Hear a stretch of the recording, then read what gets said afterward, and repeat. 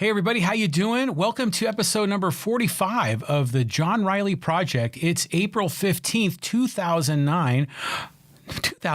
It's 2019. And I'm broadcasting live from sunny Poway, California, the city in the country. And it's a spectacular day. I hope you're having a great time, a great day, enjoying the springtime. But it is April 15th, and we all know April 15th.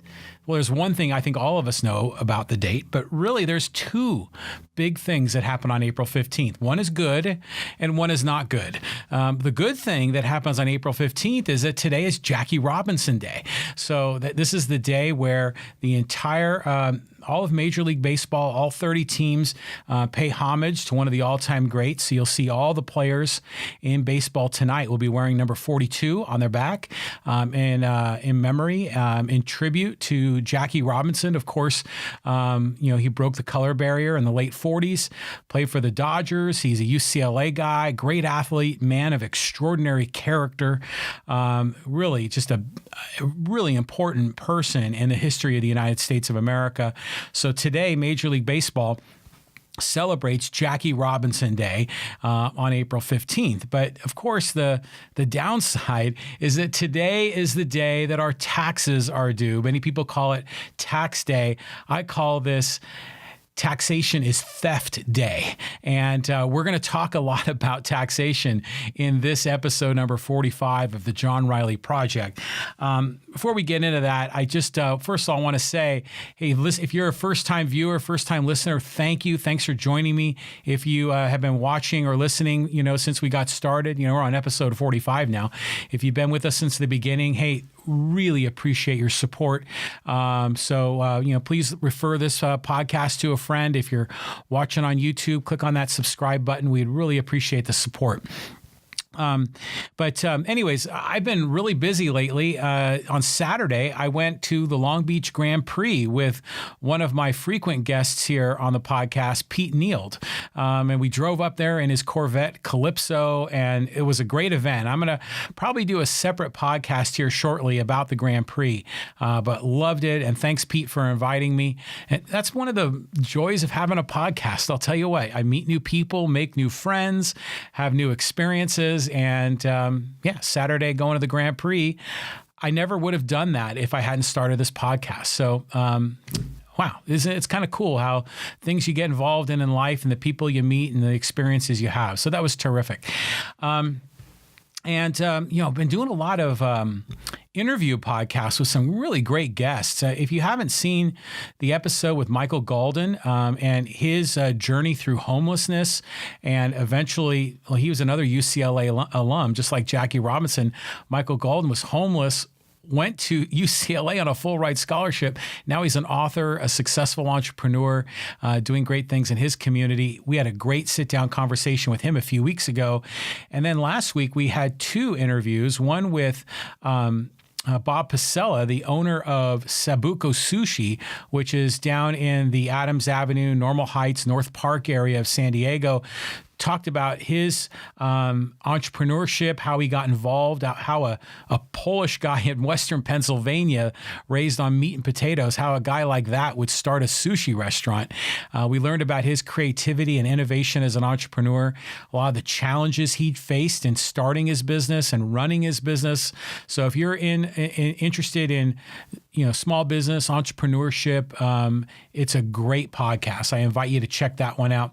And then we also had a great discussion last week with Mike Ryan. Mike, another Poway guy, someone I've known for quite a long time. Our children have hung out together. In fact, our wives are very good friends. And Mike is a author, and he spoke about his challenge in life when he had a terrible football injury, and it was a brain injury, and he was on the edge of losing his life, and talked about all the obstacles he had to overcome to come back from a football head injury that he suffered in high school. And we retraced, went down memory lane, talking about his days in high school and all the success he had and his meeting his wife and all these wonderful stories. So I invite you to check that out as well. But we've been really busy, and so I've had a whole bunch of podcast topics I wanted to get into in my solo podcasts, and I knew today was April 15th, and we had to talk about taxes because this is a day that for some of you out there, maybe you're scrambling to get to the post office, so your package is postmarked on April 15th. Hopefully you've got your taxes done and you can relax. But, this is a stressful time for a lot of people. A lot of people have to write checks this time of the year. If they don't have enough withholdings, or if they're a business owner like myself, I had to write a check, a big check. And it's a difficult thing, when you have the stress of managing, your finances and managing taxes. It's very hard. And so I really want to kind of get into, I raised the question, taxation is theft. And you'll hear some people talk about that. And it's a provocative phrase. It obviously fires up certain people and it gets other people, it puts their hair on fire when you say taxation is theft. Because some people legitimately believe that taxation is the price we pay for civilization, the price we pay for society. But I challenge that notion because we've gone way beyond that, way beyond that in terms of how taxation is being used and what it's funding in this nation. I mean, I started this podcast really kind of celebrating the ideals of our inalienable rights of life, liberty, and the pursuit of happiness. And, we talk about living your life, having a flourishing life, living a life according to your own values. And in order to live the life you wish, you need a system of liberty that gives you the freedom to live your life as you choose. And if you're able to live the way you want to live, you're going to pursue your own values. You're going to pursue your own happiness. So what's the economic, societal system that will allow you to do that? Will be the one with the least amount of coercion. Taxation is coercion. Taxation, if you don't pay, people show up at your door. And if you don't comply, you're going to find yourself in court. You're going to find yourself fined more. And if you continue to refuse, you're going to find yourself in jail. And there have been a lot of cases of people that have been in those situations. Taxation is coercion. Taxation is an affront, in my opinion, to our inalienable right of liberty. But taxation is a fact of life. And let's live in reality here for a moment. I mean, I'll speak a little bit about the way things ought to be, but the way things are, taxation exists. And so that's why I think it's so important to always make the moral case of why taxation is a big problem, why it is immoral in many cases. I've spoken on another podcast about the newly anointed Congresswoman Alexandria Ocasio-Cortez. I've spoken about Bernie Sanders. They do a very, very good job of making a moral case for their arguments. Now, granted, they're making a moral case for increasing tax rates. And I think that is really the right way to engage in a battle of ideas, is to make sound positions, make a sound case, make a case of what you believe is righteousness for the cause that you support. And they argue on a moral basis. I like to argue on a moral basis as well. This is why that I think taxation is immoral. I mean, because if you don't, like I said, if you don't comply, you're going to feel the heat. Really, if you could almost take the government and swap it out with a gang. I mean, imagine if you didn't comply with a local gang, and they would use coercion to make your life very uncomfortable. They would use conversion to make you pay more. And if you still didn't comply, you would be subjected to violence. The government does precisely that. It just happens to be in a societal structure that some people think is goodness. But I disagree with that notion.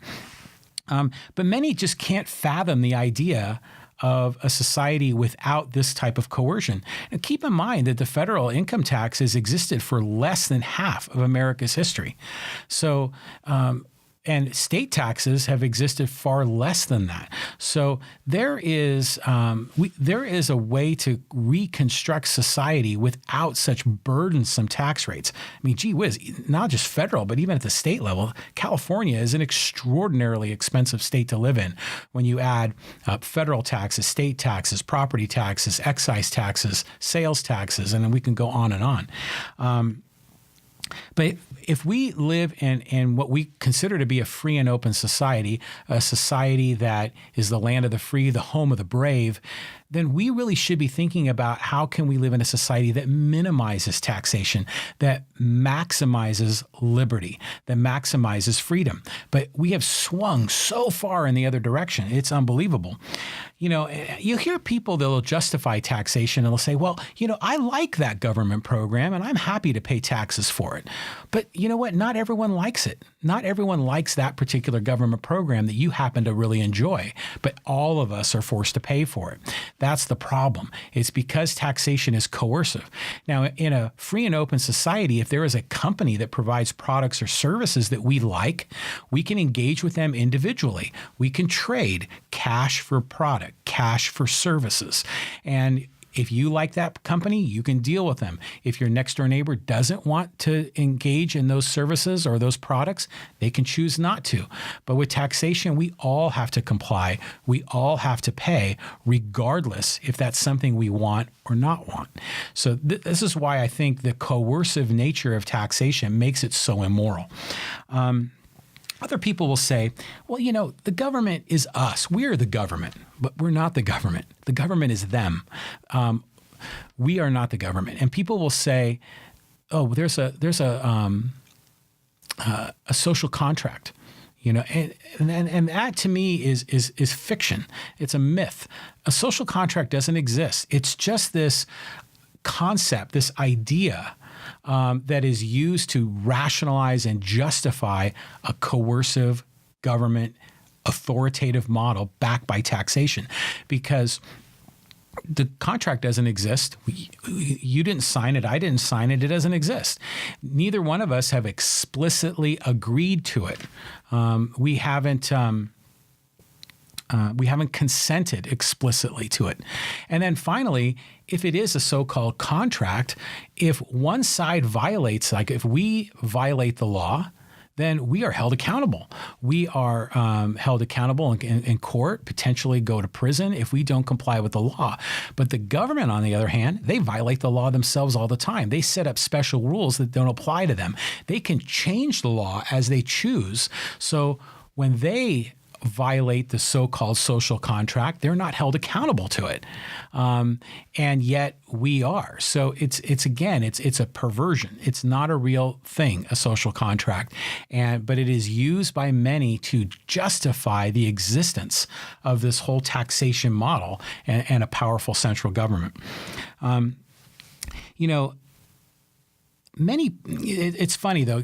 You're starting to see a lot more conversation around taxation because of Trump's tax reform that came. Like he enacted that, what was it? Well, this is the first year when we filed taxes. 2018 was the first year where the new tax code was in place. So this has been a hot topic as people have been filing their tax returns. And it's also a hot topic in the 2020 race. You see a lot of the Democratic candidates calling for higher taxation. But what we're also seeing is many using the tax code as a weapon, using it as a way to enact vengeance against certain, the rich people, the corporate powers, and using that tax code to essentially zing them. And to me, that's very troubling because we should be looking at a system that treats us all equally under the law, not having distorted laws that are used to go after certain people at the expense of others. And so I'm really disturbed by that when I see people using the tax code as a weapon. But it's occurring in the presidential race, and we're going to see a lot more of it, especially as we get into the debates for the Democratic Party, which I think are going to start in June of this year. there's another angle to this. And, people, again, the attacks on the rich, the attacks on the corporations, people are attacking them. Well, they're greedy. Those greedy people, they need to be taxed at a higher rate. There's an economist and really a philosopher that I really like, and his name is Thomas Sowell. He's at the Hoover Institute at Stanford. He's taught at the University of Chicago. He's a very famous guy. And he made a great quote when it comes to greed, and this indirectly about taxation. He says, I have never understood why it is greed to want to keep the money you have earned, but not greed to want to take somebody else's money. And that just always really was on target for me when I heard that message, because the people that are demanding higher tax rates are the people that want more government services to serve them, but they want other people to fund it. So, and yet they call the people that have worked for their money and earned their money, they're calling them greedy simply for wanting to enjoy the fruits of their own labor and of their own decision making. So again, we're seeing so many perversions around taxation, how people view taxation. But I think there is a moral case to be made that this coercion from government in a so-called free and open society is just fundamentally wrong. And it needs to be pushed back on. So today, it's April 15th. Tomorrow is April 16th. And what's interesting is that's Tax Freedom Day. And a number of tax institutes that do this analysis, and they say, how much have we paid in federal income tax, the average person, in federal income tax, in state income tax, in property taxes, sales taxes, excise taxes? What percent of your income does that take up? And at what point, if you were to say, I got to pay the government first, and then after that, my money is my own to keep, that they call that Tax Freedom Day. And that's actually tomorrow, 105 days into the year.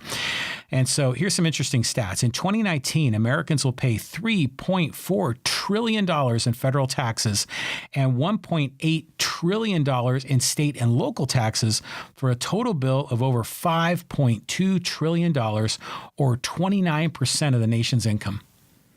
That's just incredible. That means that almost a third of the money that you earn is taken by the government. And sometimes you'll say, like, for what?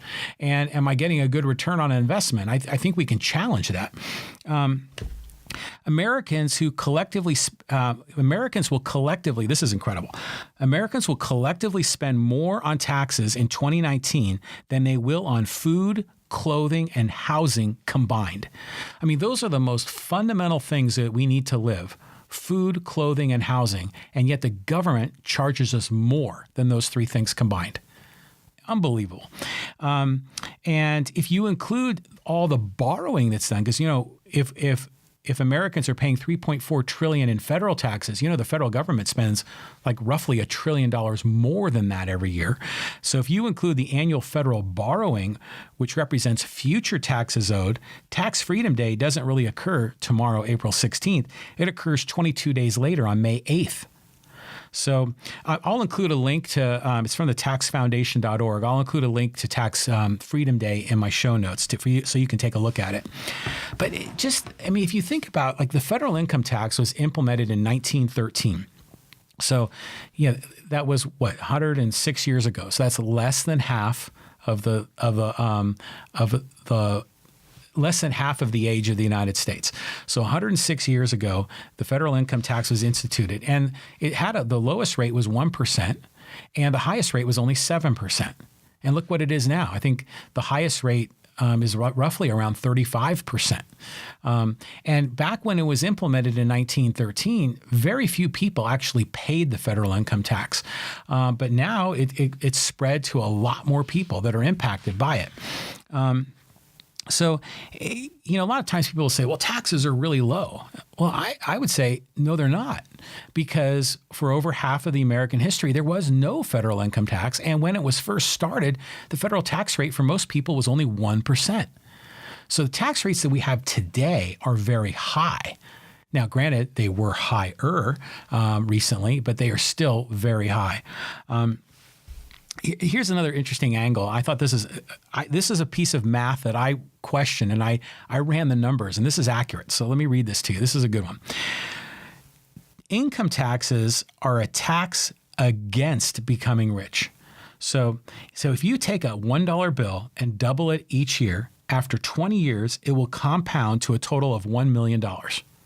That's incredible, really. You have $1, double it every year, and in 20 years, it's $1 million. But if you take that same $1 bill, double it each year, and then subtract 35% in taxes, after 20 years, it will have generated only about $24,000. So that 35% tax rate in this example would erode what could have been $1 million down to $24,000. So the point being is that, we talk about, the power of compound interest when you're investing money can really give you great leverage in increasing your portfolio. But the erosion of taxes can just dramatically impact that compound interest. I couldn't believe it. So I actually ran a spreadsheet and confirmed this. So again, if you have $1, you double it and then subtract 35% in taxes and then continue and repeat that for 20 years, you're left with $24,000. But if you didn't tax it at all, it'd be worth $1 million. So crazy. So I think there's definitely a moral case to be made here, because in the beginning, when the federal government instituted a federal income tax, that was right around the time we were going into World War I, and some people thought it was justified. But look at how much the government has encroached into our personal lives, into business, and how the system is being used, is manipulated by the powerful to rig systems to their benefit at the expense of others. And that's where it really just gets so distorted. And that's where the immorality of the coercion becomes even more amplified. So let's take a look at federal revenues. So for the year 2020, that's the next fiscal year, they're forecasting it'll be $3.6 trillion in federal income tax revenue for the fiscal year 2020. But just 10 years ago, it was only $2.1 trillion. So in the last 10 years, it's almost doubled the amount of revenue going to the federal government. It's just a huge segment of our economy is going to the government. And you'll hear a lot, again, talk about our friends Bernie Sanders and AOC. They and others will often bring up the comment, people need to pay their fair share. You always hear this fair share argument, but it's never, ever defined. It's never, ever calculated. There's never, ever an algorithm to determine what a fair share is. You know why? Because people are using the tax code as a means to weaponize their political argument. They're using it as a way to divide people. Because really, what is your fair share? What is your fair share? Serious question. Because if you look at, we have like over $4 trillion of spending in the federal government. So is your fair share 1 out of 350 million? Is that it? Or should you pay a greater share because you use more government services? Or should you pay a greater share because you make more money? Or should you pay a greater percentage because you have more wealth or less wealth? I mean, what exactly is the fair share, and what's fair? It's completely undefined. But you're seeing people make all these arguments that other people need to pay more because the system isn't fair. And you're right, the system isn't fair because we're having money taken from us against our will to pay for stuff that we don't want, or many of us don't want. And so I think the whole fair share argument really needs to be challenged because there's no algorithm, there's no equation, there's no calculation of what the fair share is. And that has to be the pushback. There's also, again, with fair share, I just want to go on to this. If you are, like, let me pick an example. Let's say, the Department of Commerce, which is one of the major agencies in the federal government. I think whoever the chair is of the Department of Commerce, I think they have a seat in the president's cabinet. That entity is almost entirely corporate welfare. The Department of Commerce largely subsidizes corporations to make them more competitive overseas. So for a single mom that is struggling to raise her children in Wichita, Kansas, what is her fair share of the nearly $100 million, nearly the $100 billion that's being spent on the Department of Commerce? What is it? What's her fair share? What's your fair share of the Department of Commerce? What's my fair share? Is it even fair that we have to be paying money coercively to go into the pockets of other corporations so they can be more competitive overseas? How is that fair? And what is your share? So the whole concept of fair share is just it's like shadow boxing. It's not real. It's not objective. I always get rubbed the wrong way when I hear people use that argument. And then there's the other term that people get all whipped up into a frenzy is this notion of trickle down. And people say trickle down doesn't work.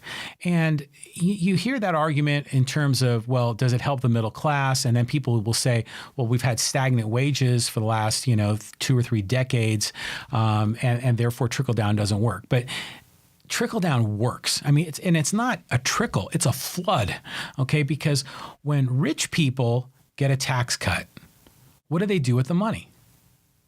This is a serious question. Where does that money go? That cash, okay? Now, if the money circulates, that's what it does, because they're going to do one of 4 things with that money. They're either going to spend it, or they're going to save it, or they're going to invest it, or they're going to donate it. So if they spend the money, then obviously that is going to pay for goods and services, and that money circulates. You could argue that it trickles down. But what if the money is saved?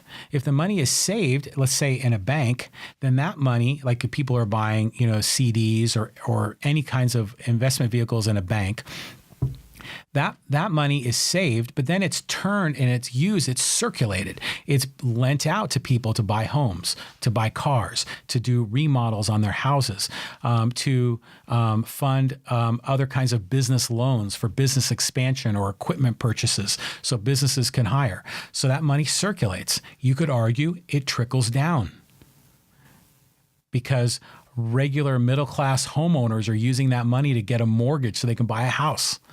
Regular middle-class people are using that to get a home equity line so they can replace their roof. And by the way, that roof, they have to hire roofers who are blue-collar folks that are going to do the work. And they're going to also have to buy the roofing material from a company that sells the building materials that are more middle-class workers. So that money circulates. It does trickle down. Then what if they invest the money? Well, if they invest the money in businesses, then that money is going to be used to lease new buildings, to be invested in research and development. It's going to be used to expand companies. It's going to be used to buy more machinery that's going to be on leases. That is all being spent. That money is in turn spent, and that money trickles and circulates through society. And then, of course, if the money is donated in philanthropic causes, it's given directly to institutions or to people, and that money also circulates and it trickles down. Now, we can make an argument then is why isn't the middle class benefiting from this? And there's a lot of other reasons for that.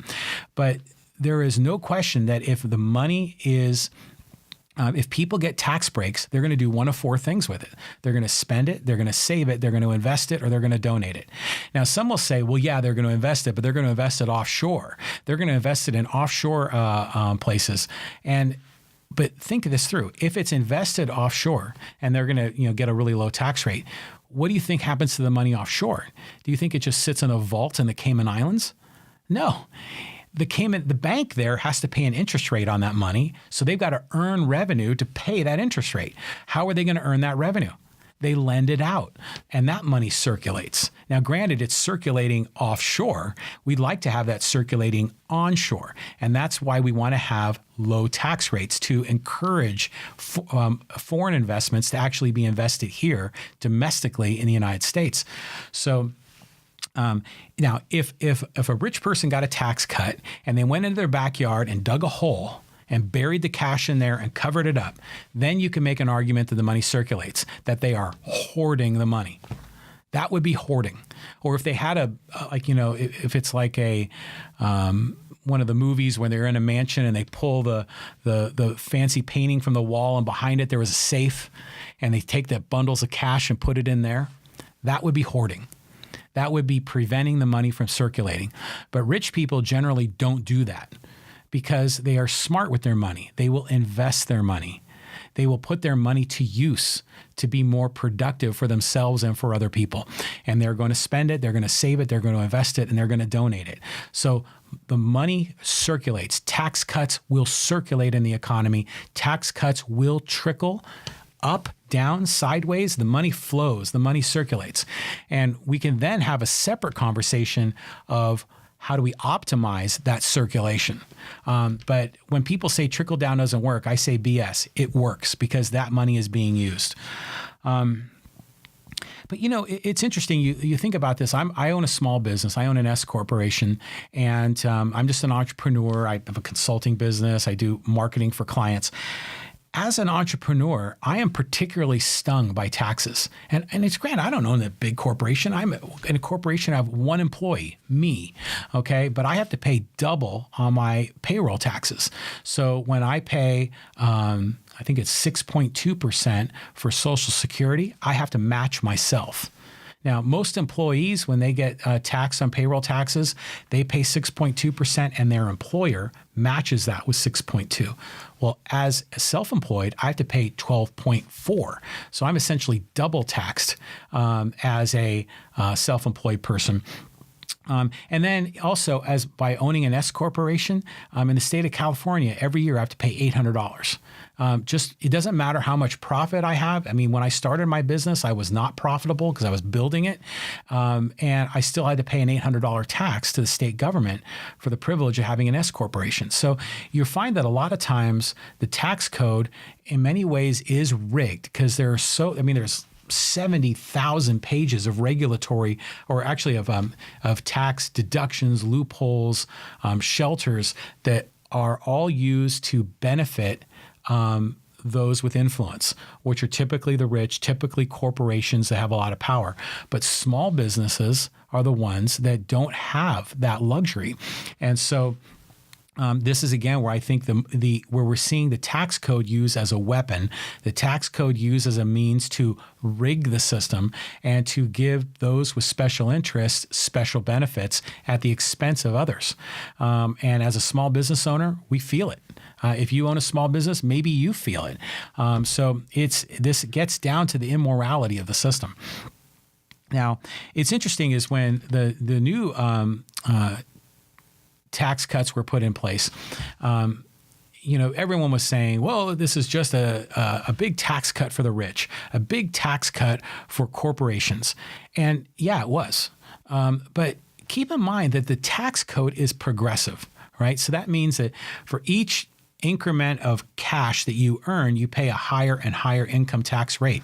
So the way the system is set up is that the poor pay really nothing in federal income tax. Remember the whole Mitt Romney line back in 2012 when he said, 47% don't pay federal income tax and they won't vote for me. You can make your own judgment on Romney, but that statistic was basically right. Roughly about half of federal income tax filers pay no federal income tax net. They'll pay some, but they'll get a rebate. They'll pay some, get a refund, and almost half will not pay federal income tax at all. And then those in the middle class will pay some, and as you go up higher and higher, they're going to carry more and more of the burden. So mathematically, obviously, if you have a tax cut, those that pay the most are going to likely get the greatest benefit. And that's what we're seeing.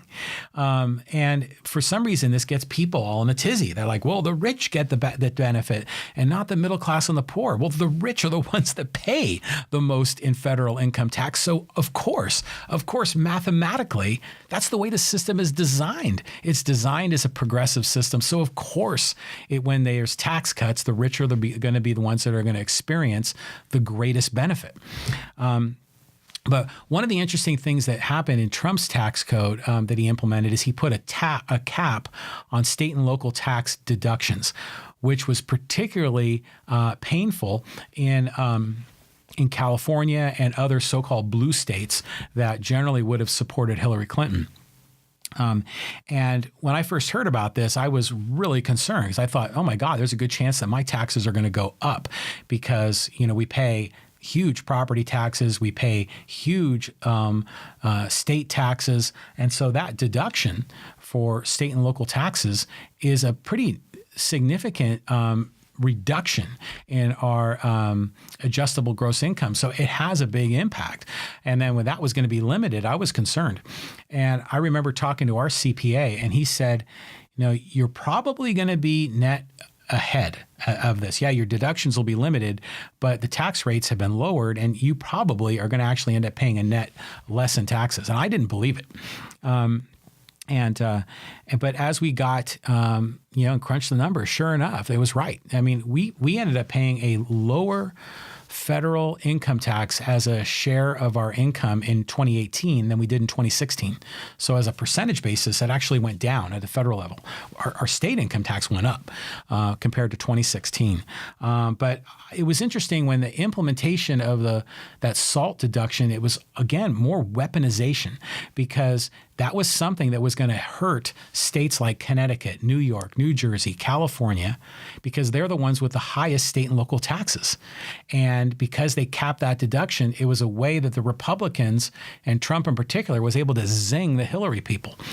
So again, tax code being used as a weapon just is infuriating.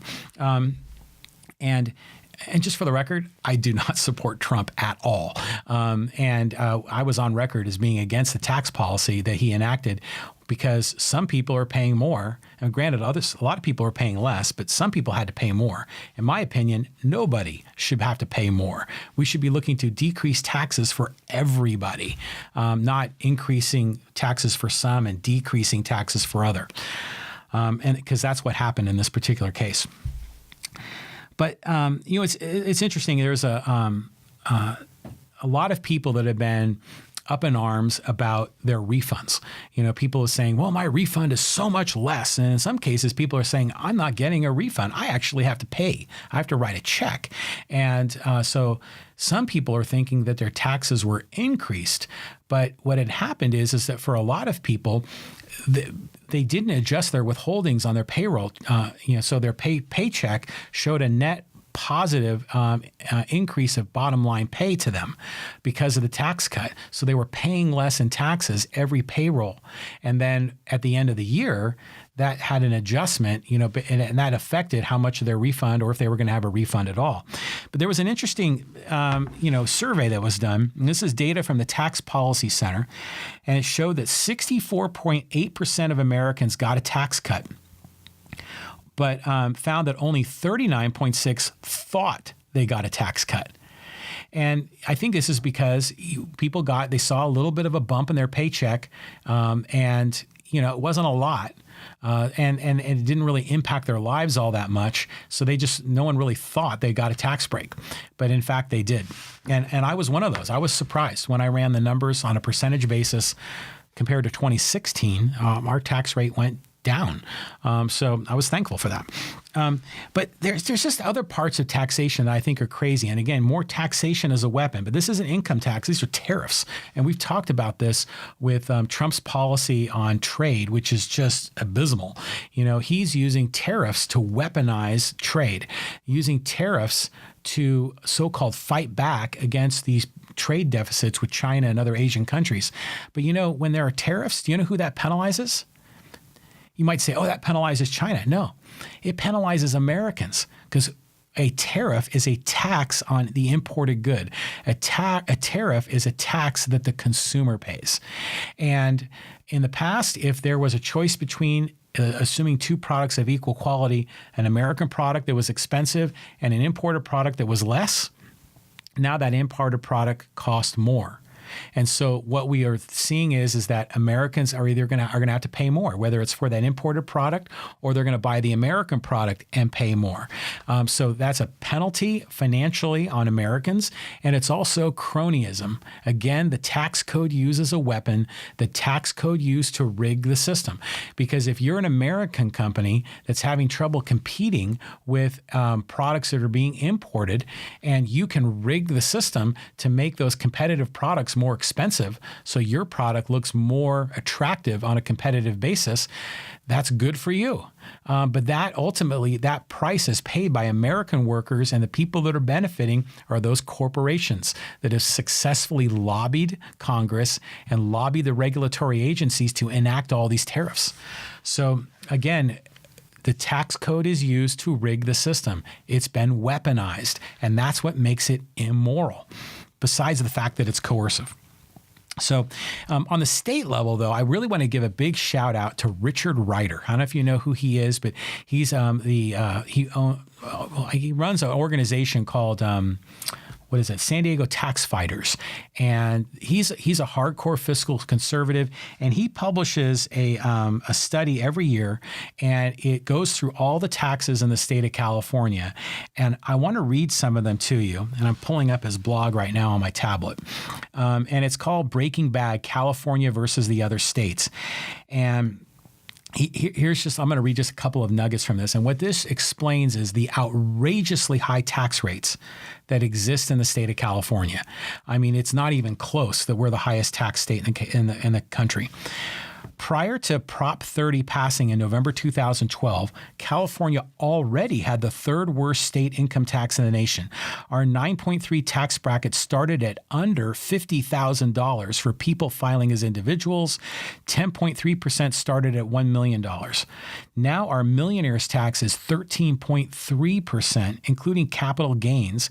California's capital gain rate is now the second highest in the world. So 10% plus on taxes starting at $250,000. California by far has the highest state income taxes in the nation. Now, you can make your moral judgment on, the billionaires, they need to pay more. But look what was said there. For people that are the bracket at under $50,000, people are still paying 9.3% to the state if you are under $50,000. Now, granted, there are deductions and things, but that is a really high rate. That's almost 10% of your income that hits just, the everyday folks, middle-class folks. That's a huge percentage, especially considering that there are a handful of states that have zero income tax, and many other states have far, far lower percentages. We are 34% higher than the second place Oregon, and a heck of a lot higher than all the rest, including 7 states with zero state income tax, and 2 states, New Hampshire and Tennessee, that tax only dividends and interest income, but not capital gains. So California has the highest state sales tax in the nation. Now remember, a sales tax has a state level, and then the county and sometimes cities will add layers on top of it. But the state sales tax is the highest in the nation in California, which is 7.25%. And the 9th highest state with the average local sales tax included, which is, 8.54% is the average sales tax in communities in San Diego, in California. And there are some communities in California where the sales tax is over 10%. So think about that. You're paying 10% on sales tax. You're paying roughly 10% or more on your state income taxes, plus your federal income taxes, which are even higher. The corporate income tax rate in California of 8.84% is the highest west of Iowa, except for Alaska. Overall, California has the 8th highest corporate tax rate in the nation, and a new bill in California would raise that rate to 18.84%, which would be 57% higher than the second highest state, which is Iowa. So it's already a super high corporate tax rate, and the California legislators want to increase that. And we could go on and on. I mean, even the gas tax. I mean, have you seen, everyone's paying like $4 a gallon for gas now. California has the nation's second highest gas pump tax at 73.13 cents on the gallon. So that's like, we're paying $4 a gallon. So that's what, roughly about 20% of what you're paying in gas is in gas taxes. Now, generally speaking, gas taxes are a way to help pay for roads and infrastructure. And if it were used exclusively for that, you can make an argument that a gas tax is far more moral because it taxes people in proportion to usage. And there are flaws in the system. Electric vehicles don't pay that gas tax, and I drive an electric vehicle. But in a perfect world, a usage fee for roads would be ideal. A gas tax comes as close as possible, at least that I've seen, to doing that. But even so, when California has a high income tax rate, you have, even though the property tax rate isn't that high, but the price of homes is extraordinary. So when you look at the property tax bill, that's a huge nut as well. So you have federal tax, state tax, sales tax, corporate tax, gas tax. When you add it all up, it's incredibly expensive to live in the state of California. I can go on, but Richard Ryder does a really, really good job of this, and he publishes it, and it's called Breaking Bad: California versus the Other States, and he just revised this in the second half of last year. So I invite you to go check that out because he does a really good job of documenting how California compares to all the other states. But the bottom line is it's expensive as hell to live here, and I think we all know that. Okay, before I get in a couple more comments on taxes, I do want to say, hey, please join me on social media. You can follow me on Facebook. I have my personal page, John Riley, but I would encourage you to I have two other Facebook pages. My personal Facebook page is where I'm usually engaging with my friends and family, but I have one called the John Riley Project, which is where I always post episodes. The YouTube of that, and sometimes my iTunes links will be in my John Riley Project Facebook group. I also have a separate John Riley Project group called the John Riley Project Insiders Group. That's when I do a lot of my mobile podcasts. I haven't done one in a few weeks. I need to get another one out there. But I'll do, there's bonus content essentially there. And I would enjoy for you to reach out and join me. You have to answer a couple of questions and you'll be allowed in. And it's kind of an exclusive group. So look for the John Riley Project Insiders Group on Facebook. You can also follow me on Twitter at John Riley Poway. I'm on Instagram also at John Riley Poway. I try to post some inspirational things from, quotes and of some heroes and economists and philosophers that I like and things that hopefully will inspire you. So I try to get some of that out on my social media, and I love the discussion. I love the conversation. So please join me out there on social media. And if you happen to know a guest that you think would be great on this podcast, I welcome you to reach out. Maybe you can suggest a guest, or maybe you would like to be a guest yourself. And if you are, I'd love to have you. So reach out to me there or on my webpage at johnrileyproject.com. Let's talk about some of the crazy things. And this is, again, taxation, I believe, is immoral because it's coercive, because it is used as a weapon, because it is used to rig systems to benefit some groups at the expense of others, because it's coercive and it's a fundamental attack on liberty. But then when you go a step further, you say, okay, now that the government has the money, how are they spending it? And we can get into how it, I already talked about the Department of Commerce and how it's being used for corporate welfare. And Medicare Part D is just a huge boondoggle of corporate welfare for big pharma. But then there's all these crazy, foolish wars. I mean, how long have we been fighting in Afghanistan? And not only are we fighting and paying for military, and we're not only losing money, but we're losing valuable lives, but we're paying to rebuild the infrastructure in Afghanistan, and the same thing in Iraq. And we have military excursions in Somalia and Yemen and Syria, and we can go on and on. So just the corporate welfare and the military boondoggling is outrageous. But there's also just a lot of another more insanity. So here's a couple of crazy ones. Dr. Rand Paul. And Rand Paul is a guy, he's a senator from Kentucky. I used to be a big supporter of Rand Paul, but then when Trump was elected, he went sideways on me. But he still has a lot of good things. And now I kind of pick and choose with what Rand Paul has to say. But every year he comes out with these waste reports, and he's got a new one for the spring of 2019. He calls it Waste in Full Bloom edition of the Waste Report. And he documents cases of just utter fiscal malfeasance by federal government and how they're taking your tax dollars and completely blowing it on insane policies. So here's a couple of them. I'll read them off to you. The federal government bought an elementary school gym school board at nearly 500% markup, costing $13,000. Sent international students to college for free. Studied the habits of online dating app users. That cost $1.2 million to do a study on how people use online dating apps. Taught the language, Lao, the language of Laotians, to Laotians. That cost the United States government or taxpayers $20 million. Improve the quality of TV in the country of Moldova, $2 million. Paid to teach social scientists how to apply for grants, $103,000. Allowed the 1033 program to be abused. That's the program where the Department of Defense provides military weapons to the police to essentially militarize local police, $2.7 million. Tested whether social justice improves with more STEM education. I think that's science, technology, what is STEM? Engineering and math. And that was $650,000. Funding a week of summer school for grad students, $50,000. Developing 6 undergrad courses on food marketing for $128,000. So just over and over all of this insane waste. And right here, Senator Paul captured over $42 million in his waste report, and he does this all the time. And this is just one snapshot. And he'll provide all these they're almost comical, the examples of where the federal government is just wasting money that they get. Now, granted, this is an infinitesimal, tiny speck of the federal budget, but it does highlight how the money is being wasted.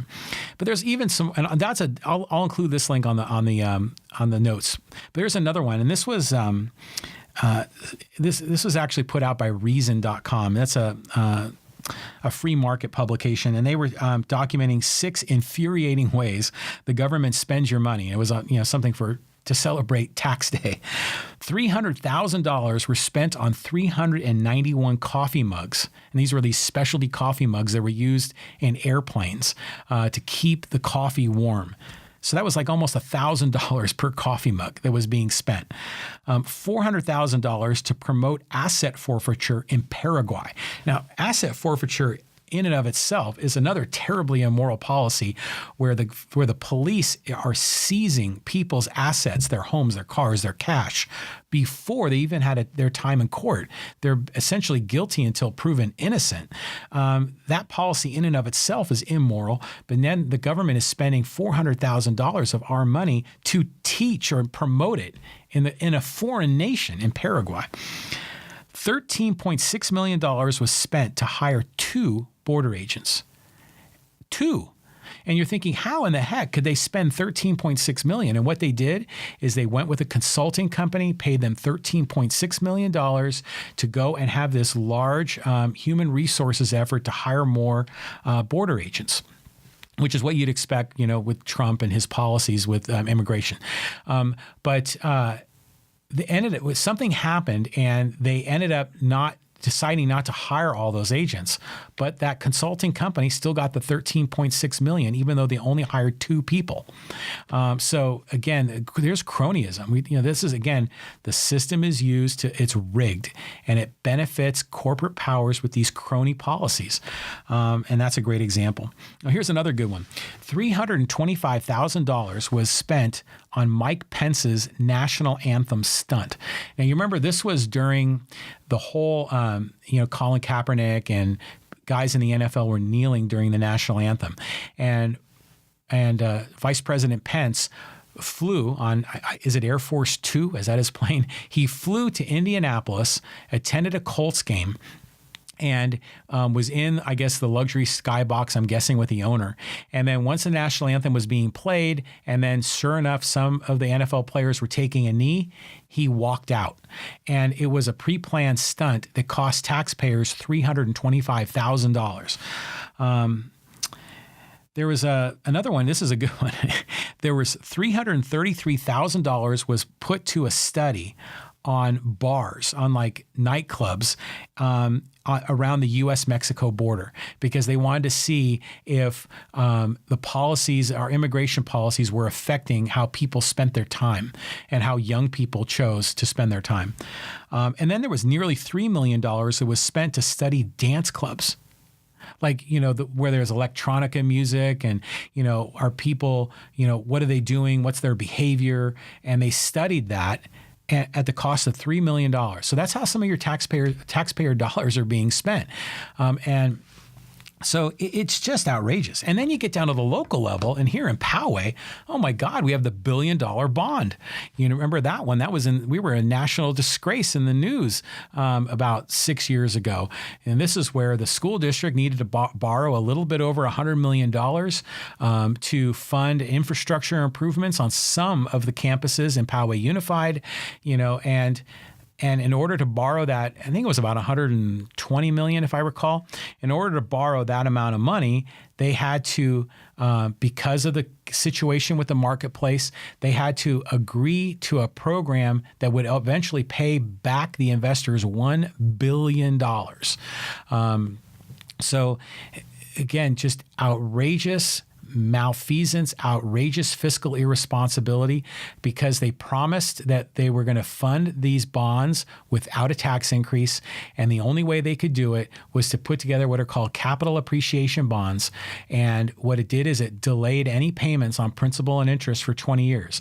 So this was effectively like a lot of those crazy home mortgage loans that we saw during the irrational exuberance that Alan Greenspan talked about, where people were getting loans and paying no interest, no principal for 5 years, and then had a massive balloon payment.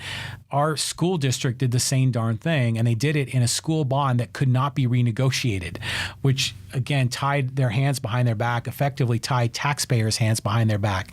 And so after the payments won't begin until year 21 and then continue for 20 years thereafter. If you do the math, taxpayers are going to be spending $1 billion to borrow roughly only 10% of that amount. So cronyism, those investors are going to be making out like, they're going to really do well in their investment at the expense of taxpayers. And then, oh, by the way, when we get to the year 21, when we start making those payments, the infrastructure is going to need to be upgraded or replaced anyways. And so it's going to be a double whammy for those people when their children are going through these schools, and that'll start in the 2030 decade. So just, again, outrageousness on the local level. And then even here at Poway Unified, our former superintendent, John Collins, was stealing money, embezzling money that, taxpayers have paid that's supposed to go to fund education, and he's pocketing it. He stole $350,000, and he was, found guilty in a court of law, and he had to repay half of it. He should have had to repay the whole darn thing. But it all goes back down to just this foolishness, this irresponsibility, the fact that money is coercively taken, the money is used to rig systems, and then you see it just being literally pissed away in so many of these categories. It's just outrageous. So for those of you that, if this goes back to the notion of refunds and whether you have to pay today on April 15th. The federal government and the state government are very savvy and smart that they've implemented this withholding system where you have these payroll deductions every pay period because you don't feel the pain. You don't really care so much what your gross income is. You just care about that bottom line number. And so when you get to April 15th, for some people, they get a refund, and they look at it as a windfall, like, hey, it's like a forced savings account. But really, those of you that are getting refunds, basically you're getting less in your paycheck every week. The government is getting a tax-free loan thanks to you, but maybe in the end that's okay for you. Maybe you like getting that check at the end of the year, but because we don't have to actually write a check for the full amount in April, most people don't feel the pain of really what that tax payment is. For me as a small business owner, I feel it. I have to make quarterly payments. I have to literally write a check to the IRS and to the Franchise Tax Board every quarter, and it's painful. And when you see how this money is being used for all of these things that you don't want, you don't care about, you think are immoral, you think are wrong, but yet you're forced to pay, it's infuriating. And sure, we can make a list of some things that the government does that we like. And there are definitely things the government needs to do. But that's a small fraction of what the government actually does. Government, the incarceration state, police brutality, there's violence, there's corporate welfare, there's all these crazy wars. I mean, I can go on and on and on and on, where the money is just being used so poorly. And even the money that's being used in education, we're seeing increased money going to education, and test scores are flat. I mean, there's a wonderful graph that the Cato Institute did and documented that for the state of California. So we're not even getting the full bang for our buck. in many cases. So it's just so challenging. And then on top of it, you ever notice that when revenue goes up, spending goes up, and we still seem to always be in a deficit at the federal government level. So even with the Trump tax cuts, and again, I didn't support these tax cuts when they came out because some people had to pay more. But even with the Trump tax cuts, revenue to the federal government went up overall. So you think, hey, okay, maybe we can put a dent in the deficit, but no, spending goes up even more. And that's what always usually happens. And that's why we have these crazy, outrageous deficits. That's why we have $22 trillion in debt that, let's be real, it's not going to be paid back. And who's going to end up holding the bag on that are our children and our grandchildren and their children down the road, because the interest on that is going to become a greater and greater piece of the pie. I mean, right now, I'm trying to think of how much it is. It's like between $300 and $500 billion per year just goes to interest on the debt. And the debt's going up. So that interest payment's going to keep going up. And it's going to, when you add up all the entitlement programs, the interest on the debt, the military, there's no way to keep it up. And so many will make the argument, we got to increase taxes. And I'd say, wait a minute, we need to rethink this. We need to think about how can we spend the money better? Are all these things that the federal government is doing, do they really need to do them? Do we need to have studies of dance clubs? Do we need to be teaching Laotians how to speak Laotian? Do we need to be in these foolish wars all around the world? We need to really take a hard look of what we're doing here and really what the proper role of the government is. But I've talked about a lot about how the system is rigged because all of the tax code, the progressive tax system in general, we could argue that point as well. We all should be equal under the law, right? But the fact that we have a progressive income tax system means that different people pay different rates. But it's far worse than that. It's all of the deductions, the loopholes, the tax shelters, the special rules for this group or for this industry. Or if you behave this way, you get a break. But if you behave that way, then you don't get a break. And it's all of this manipulation, this central planning, this essentially control over the economy and over people's lives. And the tax code is used to engineer society, and in my opinion, in ways that further rig the system. Now, for a lot of people, I've spoken about this with electric vehicles. I love electric vehicles. I love the technology. I love the fact that I can power my car from the solar energy off my roof. I'm not paying $4 a gallon for gas. I love that. But I also recognize and I understand that that I'm getting significant tax breaks to buy an electric vehicle. I'm getting tax breaks to put solar on my home. In my ideal world, that wouldn't be the case. But I live in reality. I live in the world that is, not the world that I want it to be. And the world that is that there are rules that exist, and you got to play the game to maximize your situation. That's what I'm doing. So I play the game. That's part of the reason why I have a corporation. And I've structured my career that way because there's certain advantages to me personally to do that. And so I do. But it's a shame, though, that in order to keep more of your own money that you've earned, you have to jump through all these hoops just to be able to get it back, which is what I'm doing. But really, if we live in a world that, or if we have a federal government that was founded on the basis of securing our inalienable rights of life, liberty, and the pursuit of happiness, we wouldn't have to jump through hoops just to be able to keep more of our own money. But that's what's happening. And that's, again, the coercive nature. Because if you look at it, follow the money. Look at where the money is going. And then you have to do all of these contortions to be able to get your money back. Because otherwise, your money's going to all these other entities.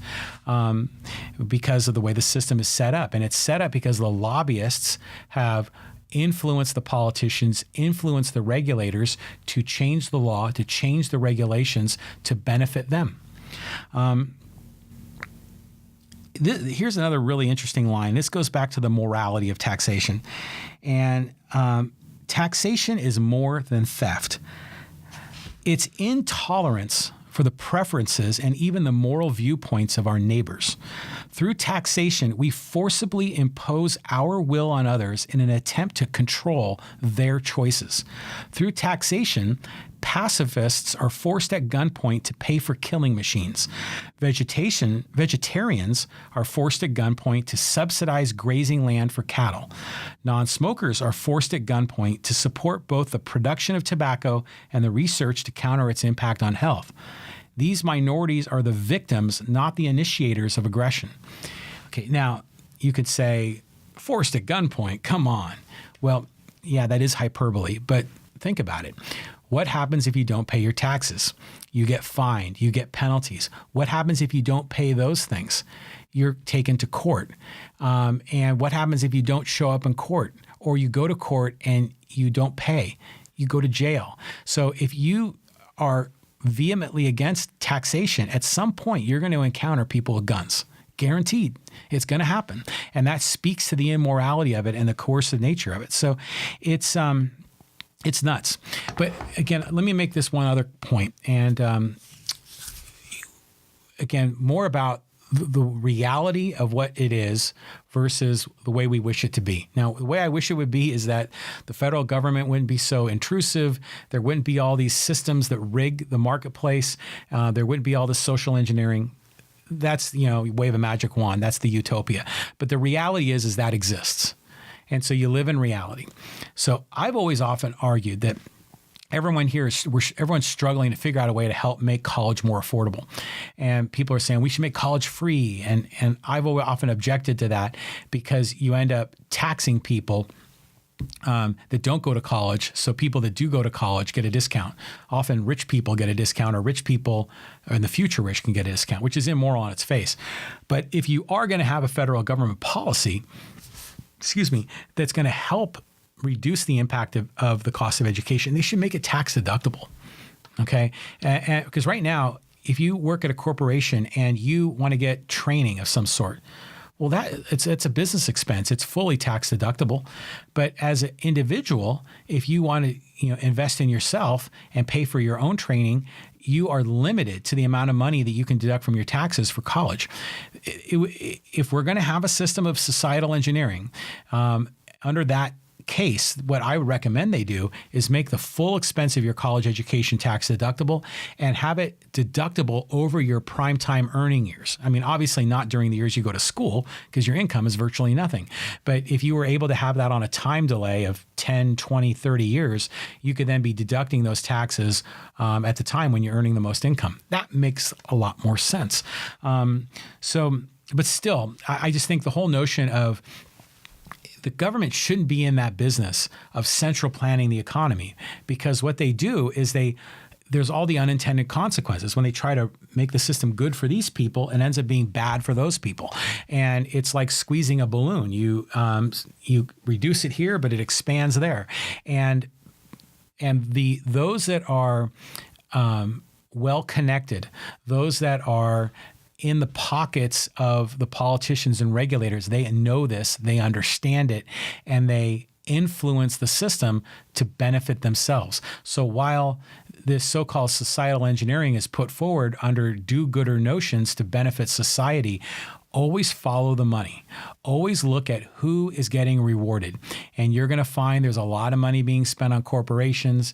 And you're going to find, like right now, it's all about, Obamacare. If you look at Obamacare, that's a lot of subsidies that goes to insurance companies. If we go to Medicare for All, you're going to see a lot more money going to health providers. And so follow the money.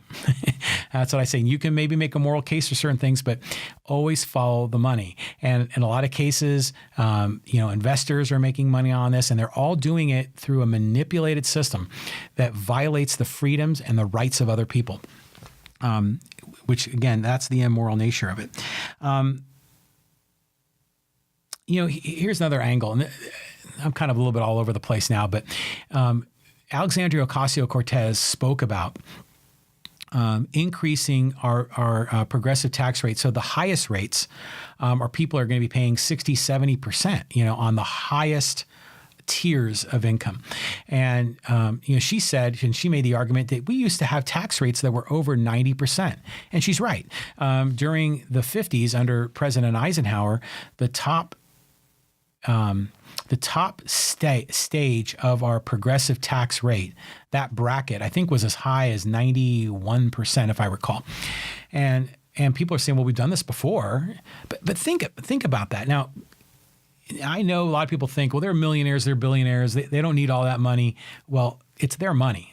Okay, they earned it. Whether you agree or disagree with how they got the money, it's their money. But think about any system that, if we were taxed at 100%, that's like slavery. I mean, that's like you're working and earning and then you keep nothing. 91% is some fraction of slavery, isn't it? And, granted, you could say that's just on that one tier, but still, on a principal basis, taking 91% of anybody's dollar, of any dollar that happens to be in their pocket, that is just outright theft. And the other interesting angle to this is that even back in the 1950s, when the highest bracket of the progressive tax code was 91%, even back then, the effective tax rate, if you look at total income, total taxes paid divided by income, so your effective tax rate after deductions, shelters, loopholes, yada, yada, yada. The effective tax rate was basically roughly about the same as it has been over the last few decades. I mean, it's come down a little bit further now with the recent Trump tax cuts, but generally speaking, the effective tax rate in the 1950s for the top 1% is about the same as the effective tax rate, in the 2000 teens. So when you hear progressives recommending those really high tax rates, you never hear them also recommending all these deductions, loopholes, et cetera. But all those deductions, loopholes, shelters, et cetera, that is all of the societal engineering. That's all the rigging. That's all of favors for this group at the expense of that group. And that's where it just gets crazy. And that's why we have lobbyists. That's why we have money in politics. So I've often said, if you want to get money out of politics, if you want to get rid of cronyism, the way you do it is to get the government out of money. Rather than getting money out of politics, get the politics out of money. So if the government has little to no control over the economy, then they don't have the power to rig it. And therefore, it's not in the interest of all these people to lobby to rig the system further. Now, I mean, there's still a role for government to play in those cases, fraud, theft, damages.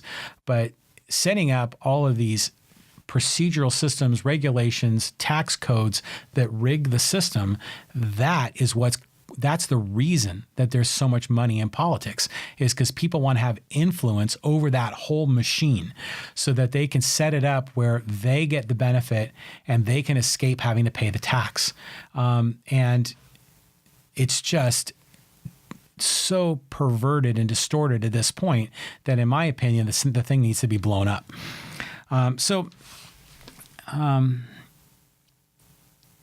The other angle to this too is that the other way is if you say there has to be an income tax, and if you say there has to be an income tax and we want to get rid of all the cronyism, all the rigging and everything else that goes along with it, then the obvious answer is to implement a flat tax, because then that treats everybody equally under the law. Now, granted, it's still coercive, it's still immoral, but if you're going to have a tax on income, it should be a flat tax where we all pay the same percentage. I don't know, what is it? You hear numbers thrown around, 10%, 15%, but whatever the number is, it should be as low as possible, but it should be flat, where we all pay the same rate and there are no deductions, no loopholes, no shelters, no mortgage deduction, no deduction for anything. Everyone gets treated the same. That would be equality under the law. That's what our nation was founded on, was the notion of equality under the law. Now, granted, in our course of our history, we've struggled to get that right. I mean, we can point to slavery and a lot of other sins, but still, the principle, our founders got it right. Inalienable rights of life, liberty, and the pursuit of happiness, equality under the law, separation of church and state. Those principles are right and righteous. But the implementation hasn't always been perfect. We need to go and strive for that ideal. The one other angle on this is you're seeing cases now of corporations that pay no income tax. Like Amazon. Oh my God, Amazon had so much profit and they paid nothing in federal income tax. And people are upset at Amazon. Okay, well, first of all, Amazon is following the law. Secondly, that's Amazon's money that they earned. Okay, so rather than getting outraged that they paid nothing, we should be asking ourselves, why is everyone else paying more? Why are other people paying? That's the problem, not the fact that Amazon paid nothing. But they're just following the law. And what's happening is for a lot of these cases, you're seeing companies that maybe had lost money in previous years. They're able to carry forward those losses and use that to offset their revenue, and that reduces their tax rate. One of the things that was put in place in this new corporate tax code is if you made an investment in capital equipment, in technology infrastructure within your business, rather than having to amortize that over many years, you were able to take that full deduction of that investment in year one. And so that's reducing the amount of profit that these companies are having to report. And in some cases, they're not reporting any profit at all because of the way the rules have been set up. Now, in many cases, this is the rigging, this is the cronyism, and that's a problem. That's what needs to be fought against. But it's their money. They earned it, and they should be able to keep it and use that money to reward their people and to reward their investors and to expand their business. So when I hear of companies that are not paying any income tax, I don't get angry with the company. I don't get angry with the fact that they're not paying at all. What I do get angry is that the system is rigged where they don't have to pay, but other people do have to pay. That to me is a problem. And that is because of the nature, the coercive nature of taxation and of the social engineering that goes along with it. So what should we do? Okay, I've been spending God knows how long here kind of ranting about the immorality of taxation, the rigging of the system, the distortion, the perversion of the system, how people are rewarded at the expense of others, how it's coercive in nature, how it's cronyism, how it's societal engineering, it's control over people's business, control over people's personal lives, and how it's literally outright theft, where you're having to pay for things that you have no interest in, where you have to pay for things that you didn't buy, you didn't want, you didn't order. They're not even things that you wanted to buy for other people, but you're still forced to pay for it. So it is theft. But what can we do to change the system? Well, I think the first thing that has to be done is there needs to be a conversation about what is the proper role of government. And again, I'm going to go back to the preamble of the Declaration of Independence, which was the fundamental start of the United States of America. And the reason that we existed was to have a government. We're declaring independence from England. We wanted to have our own government. We didn't want to be coerced by the king. We didn't want to live under the king's thumb. We wanted to have freedom. And in the Declaration of Independence, we state that all men are created equal and they are endowed by the Creator with certain inalienable rights that include the rights to life, liberty, and the pursuit of happiness. And the role of government is to secure those freedoms. So what that means is that government needs to keep the marketplace free.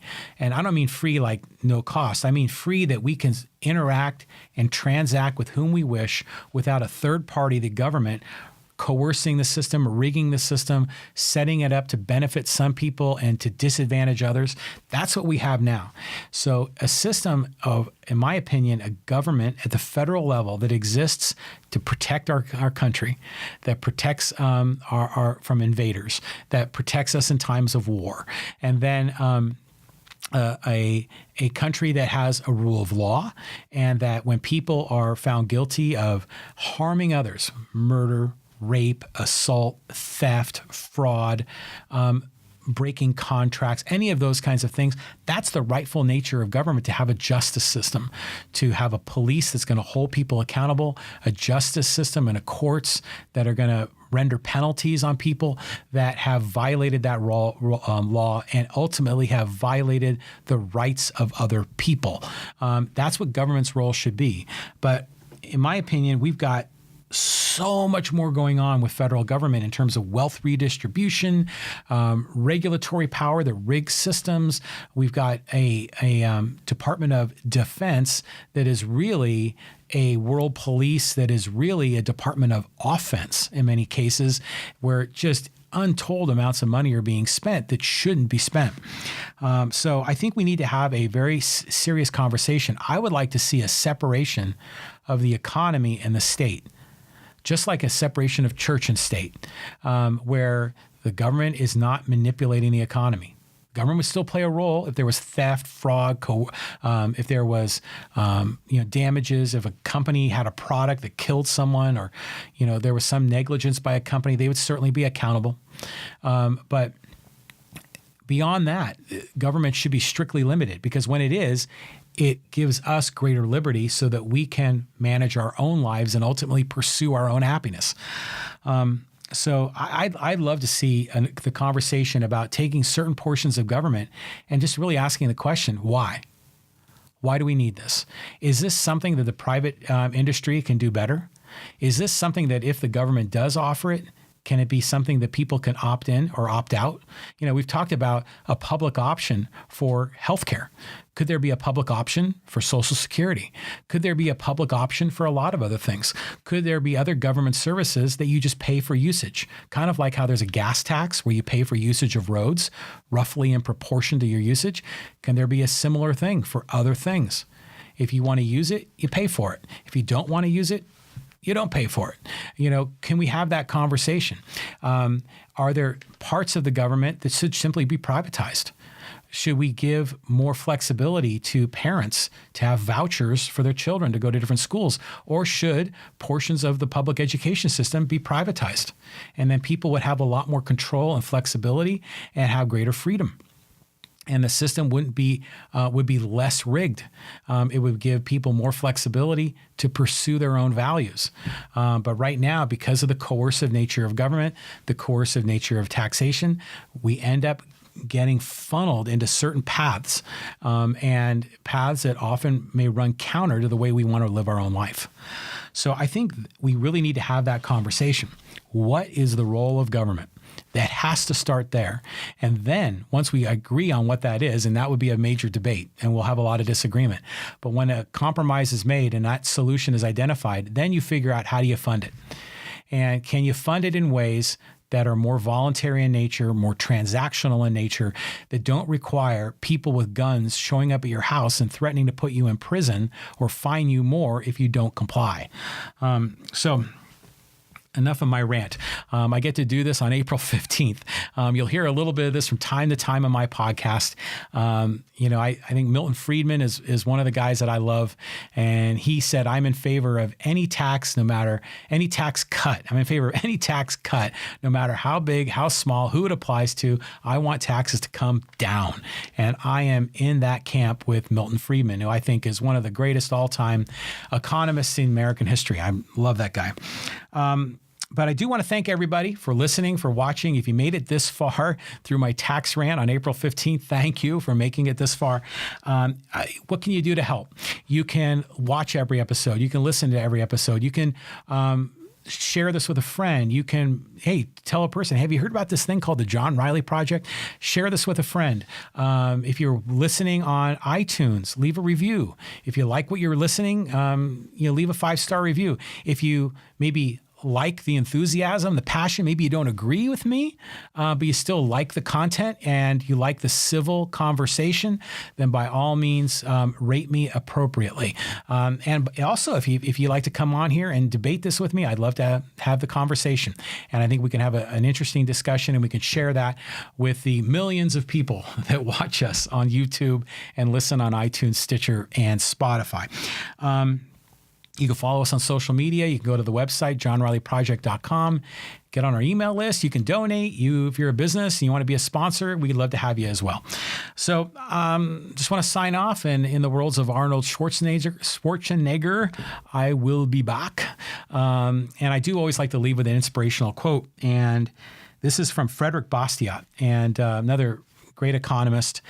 He wrote the book, The Road to Serfdom.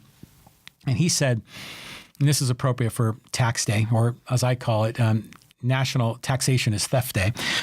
When plunder becomes a way of life for a group of men in society, over the course of time, they create for themselves a legal system that authorizes it and a moral code that glorifies it. And that is exactly what we have. I hope I've made a case for that here on episode number 45 of the John Riley Project. Thank you very much, and we'll be back again. Take care, everybody. Bye-bye.